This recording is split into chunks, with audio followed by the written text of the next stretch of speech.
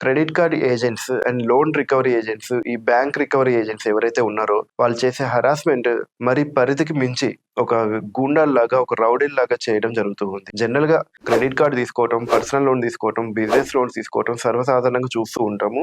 And జనరల్‌గా అప్పు తీసుకున్న మనిషి ఎవరైనా సరే, వాళ్ళకి ఆ అప్పు త్వరగా తీర్చుకోవాలి. తర్వాత మళ్ళీ సిబిల్ మంచిగా మెయింటైన్ చేసుకోవాలనే ఉంటుంది. వాళ్ళ ఇంటెన్షన్ అలానే ఉంటుంది. కొన్ని సిట్యుయేషన్స్ బాగోకపోవడం వల్ల కొంతమందికేంటంటే లోన్స్ కట్టడంలో జాప్యం చేయడం గానీ, లేట్ చేయడం గానీ, కొన్ని కట్టలేని పరిస్థితికి రావడం గానీ చేస్తూ ఉంటారు. అయితే ఇలాంటి కేసెస్‌లో బ్యాంకులు వాళ్ళ పరిధికి మించి రౌడీలను ఇంటికి పంపించి హెరాస్ చేయడం అనేది జరుగుతూ ఉంటుంది. అయితే ఈ చట్టంలో మనం చూసినట్లయితే దీనికి గూడా ఒక సొల్యూషన్ ఉందండి. మీరు చిన్న పిటిషన్ ఒకటి ఇంజంక్షన్ ఆర్డర్ కోసం ఒక చిన్న పిటిషన్ కోర్ట్‌లో వేసుకుంటే, కోర్ట్ వాళ్ళు గనుక మీరు తగిన ప్రైమా ఫేసి‌ని చూపించినట్లయితే సేమ్ డేనే మీకు ఇంజంక్షన్ ఆర్డర్ వచ్చే అవకాశం ఉంది.